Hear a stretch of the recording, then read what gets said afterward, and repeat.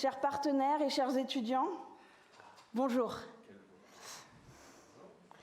C'est avec une immense fierté et une réelle émotion que nous vous accueillons aujourd'hui pour l'ouverture de cette première édition de la journée scientifique de l'Union régionale des kinésithérapeutes libéraux des Pays de la Loire. Je vais passer la parole à Patrick Cougny, le président de l'URPS, depuis bientôt 5 ans.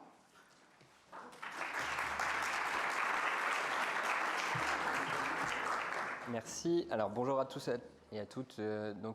Patrick Cougny, je suis président de l'URPS. Très heureux de vous accueillir toutes et toutes ce matin. C'est un plaisir de voir autant de confrères réunis autour d'un même objectif, donc l'échange, se former, partager nos expériences.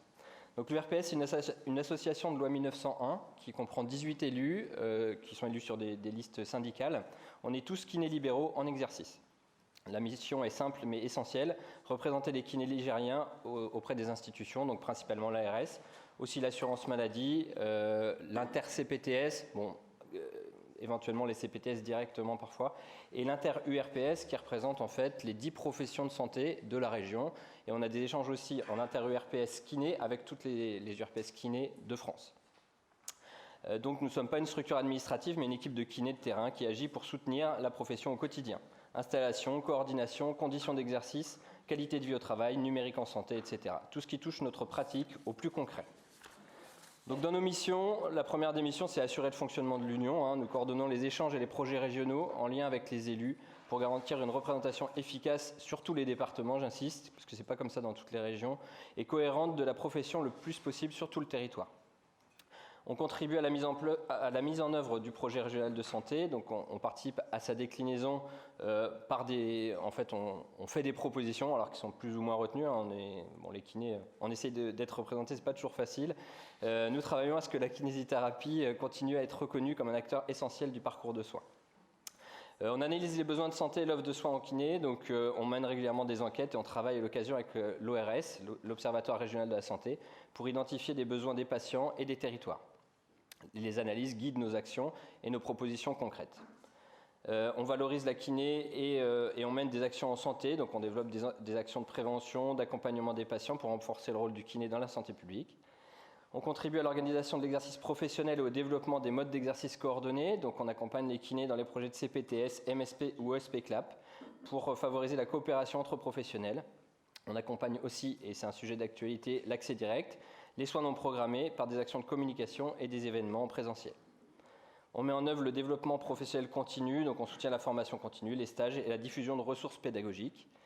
Et enfin, on participe au déploiement des systèmes de communication et d'information partagés. Donc, nous accompagnons la transition numérique des cabinets, messagerie sécurisée, DMP, outils connectés, cybersécurité, intelligence artificielle. Et au nom de l'URPS, en fait, moi je participe au comité exécutif du GCSI Santé pour représenter la parole des kinés sur le numérique. Même si ça avance pas très vite, mais je vous assure que je fais ce que je peux. Alors, quelques projets concrets. En premier lieu, l'écologie. Donc nous participons au projet Kiné CO2, je ne sais pas si vous avez entendu parler, c'est un projet national en partenariat avec tous les URPS kinés de toute la France, ou presque toute la France. Le but est de mesurer les émissions de gaz à effet de serre d'une séance de kiné pratiquée par les kinés libéraux français. Le diagnostic s'appuie sur une démarche rigoureuse de bilan carbone permettant de répertorier toutes les émissions liées à la fonction de soins de rééducation. Par la suite, on a une phase d'analyse qui permettra de mettre en perspective les émissions de gaz à effet de serre des cabinets produisant les soins de rééducation et un rapport sera diffusé aux URPS, là normalement en fin de cette année. Sur la base des données récoltées auprès de l'échantillon, MyCO2 produira enfin un outil web qui sera gratuit à disponibilité de tous les kinés de France pour faire une analyse rapide des émissions de gaz à effet de serre de leur cabinet, puis de prioriser les choix d'investissement et d'amélioration à réaliser sur leurs infrastructures. Voilà, j'ai pris un peu ce projet. Alors, il y a des tas d'autres projets que je ne vais pas développer ici. En écologie, on a ici les fiches écologiques qui sont en cours d'élaboration et de diffusion et que vous avez dû voir dans la salle là-bas. On a le parcours Training Parkinson qui permet d'expérimenter les prises en charge innovantes.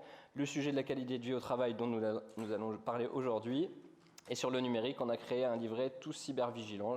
Peut-être vous l'avez eu, je ne sais pas, En tout cas, on est dans le mois de la cybersécurité, c'est un élément hyper important de notre activité.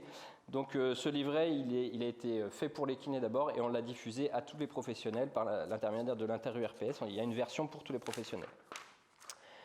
En ce qui concerne cette journée scientifique, donc elle est faite par et pour les kinés autour de la thématique qui nous concerne directement. C'est une journée pour apprendre, débattre, mais aussi prendre du temps pour nous et pour notre métier. Donc je tiens à remercier particulièrement Charlotte, bravo, pour l'organisation de cette journée. Tout le groupe de travail qui a travaillé dur pendant toute cette année pour préparer cet événement, Philippine Mallory, nos 2 salariés, et toute l'équipe de l'URPS pour leur engagement et leur travail tout au long de l'année, et ce sur tous les sujets. Et un grand merci aussi à nos partenaires et à nos sponsors, et à l'UFR STAPS de nous accueillir aujourd'hui. Je vous souhaite à toutes et tous une bonne journée, une excellente journée scientifique et de bons échanges.